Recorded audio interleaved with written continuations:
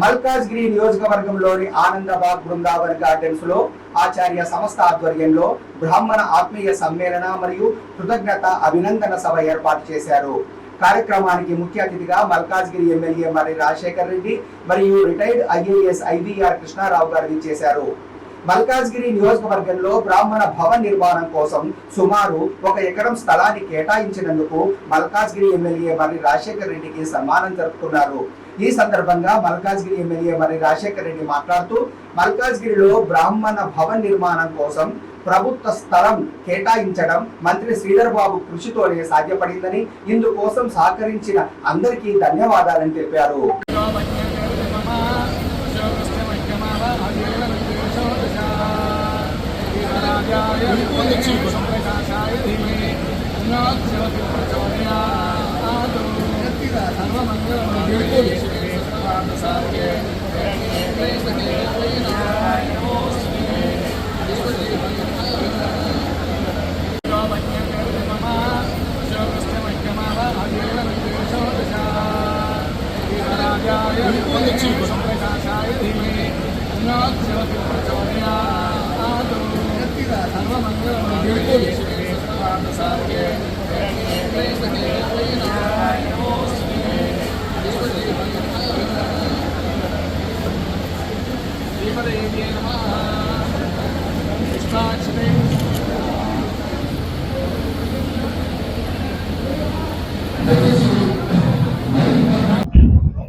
ఈ అంశం నాకు పండ్రంగి గారు, ప్రసాద్ గారు వచ్చి చెప్పి నామలింగేశ్వరరావు గారిని మర్చిపోయినారు.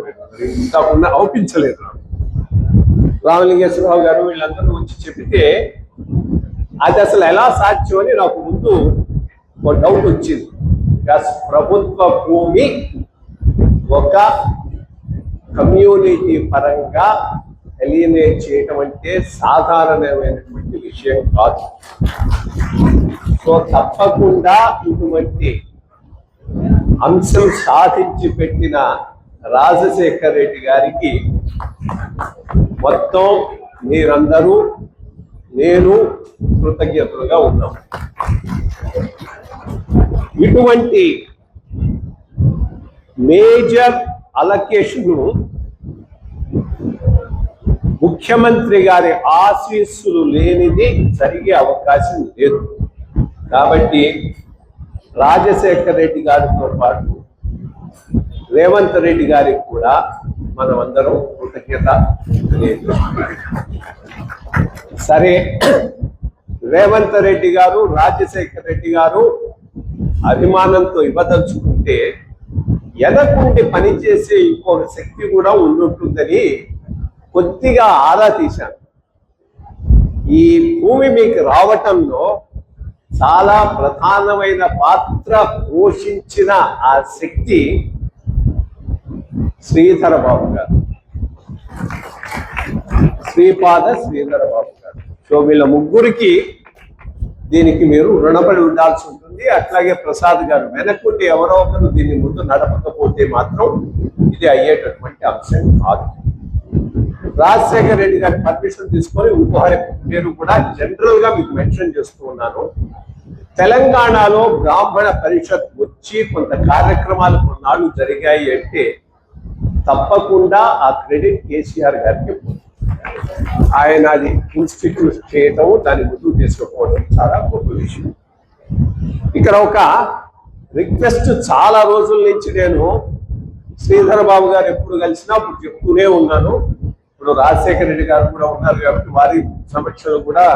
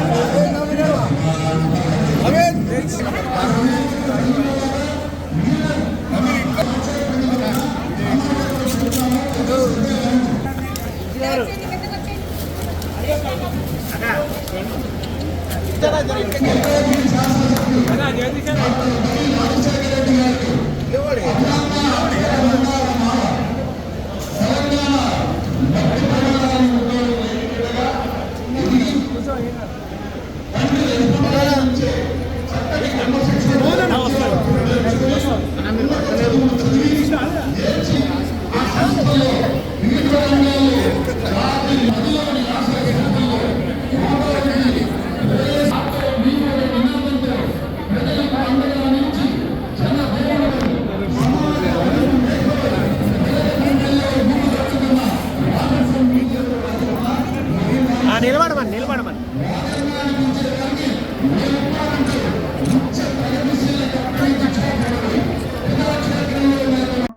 ఏ విధంగా మనం ముందుండి నడిపిద్దాం అన్న. నువ్వు చేసిన ఒకటి గుర్తుంది కదా, ల్యాండ్ ఇప్పిస్తా అన్నావు. ఈ ల్యాండ్ గురించి డిస్కస్ చేస్తున్న సందర్భంలో ప్రతి సందర్భంలో కూడా నందప్రసాద్ గారికి అంటే నేను ఎక్కడికి వెళ్ళి మనం ఫైల్ ఏ విధంగా మూవ్ చేసుకోవాలా, ల్యాండ్ ఎక్కడ ఐడెంటిఫై చేసుకోవాలా అనే మోహన్ రావు అన్న పేరు చెప్పింది రాంబాబు అన్న కదా. నేను ఎప్పుడు మోహన్ రావు గారు అని అంటు, అదేందో రాంగ్ గా ఫీడ్ అయిపోయిందన్న మా రాంబాబు అన్న గారికి. సో ఎక్కడికి వెళ్ళినా కూడా నందప్రసాద్ గారిని తీసుకొని వెళ్తుండే, ఎందుకంటే ఆయన చదువుకున్నవాడు. అంటే బ్రాహ్మణులలో అందరు చదువుకున్న వాళ్ళే ఉంటారు, బట్ నాకు సహకరిస్తూ ముందుకు తీసుకెళ్తున్న సందర్భాన్ని గుర్తు చేసుకుంటున్నా. ఇందులో ఇంతకుముందు మాట్లాడేటప్పుడు ఐవీఆర్ కృష్ణారావు గారు ఒక మాట చెప్పిండ్రు, ఇది కేవలం రాజశేఖర రెడ్డి ఒక్కరితోటి కాలేదు, దీంట్లో ప్రభుత్వంలో ఉన్న పెద్దలది కూడా ముఖ్య పాత్ర ఉంది అని ఏదైతే చెప్పిండ్రో అది ముమ్మాటికి నిజం. దీనికి దుద్దిల్ల శ్రీధర్ బాబు గారు మన మంత్రి, ఐటీ శాఖ మంత్రి, ఎప్పుడు వెళ్ళి బ్రాహ్మణ సంఘానికి సంబంధించి అన్న మేము ఈ ఫైల్ ని ఇక్కడ దాకా తీసుకెళ్ళాం, మీరు మళ్ళా ఈ అధికారికి చెప్పాలా, ఈ అధికారి నుంచి ఫైల్ ముందుకు పోవాలంటే ప్రతి సందర్భంలో ఆయన అప్పటికప్పుడే ఫోన్ చేసి మాట్లాడి ఆ అధికారికి చెప్పి, అయ్యా ఇది నేను పర్సనల్ గా చెప్తున్నా, ఇది తప్పకుండా మీరు చేయాలనేసి శ్రీధర్ బాబు గారు పదే పదే ప్రతిసారి మనం ఎన్నిసార్లు తీసుకుపోయి ఆయనకు వినతి పత్రం ఇచ్చినా అన్నిసార్లు కూడా ఆయన ఈ యొక్క ఫైల్ ని మూవ్మెంట్ చేయడానికి ముఖ్య కారణం శ్రీధర్ బాబు గారు. ఆయన ఇంకొక విషయం చెప్పిండ్రన్న, నాకు అది చాలా గర్వంగా అనిపించింది. నువ్వు నా బ్రాహ్మణ కులంలో పుట్టలేదు కానీ మా బ్రాహ్మణ కులానికి ఇంత పని చేస్తున్నావు, నిజంగా ఏ ఎమ్మెల్యే కూడా నాకు ఇటువంటి కార్యక్రమం చెయ్యి అని చెప్పి చేయలేదు అని చెప్పి ఆయన మొన్ననే మేము ఆయనను పోయి ఈ యొక్క ఆయనను సన్మానించినప్పుడు ఆయన ఈ మాట చెప్పినందుకు నిజంగా నాకు చాలా సంతోషం అనిపించింది సార్. మీరు చెప్పింది అక్షరాల నిజం. శ్రీధర్ బాబు గారు దీంట్లో ముఖ్య పాత్ర పోషించడంలో ప్రతిసారి ఇంకొకసారి మనకు ఏమైంది, ఒకసారి సిసిఎల్ఏకి పంపించారు.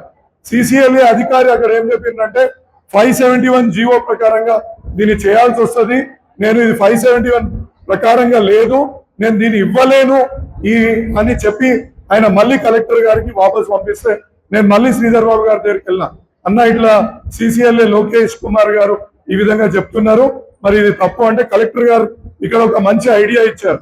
అడ్వాన్స్ పొజిషన్ అంటే ల్యాండ్ ని అడ్వాన్స్ పొజిషన్ ఏ విధంగా ఇవ్వాలనో ఆయన ఎక్స్ప్లెయిన్ చేసి నాకు పంపించినప్పుడు మళ్ళీ శ్రీధర్ బాబు గారి దగ్గరికి వెళ్ళి ఆ విషయం చెప్పడం జరిగింది.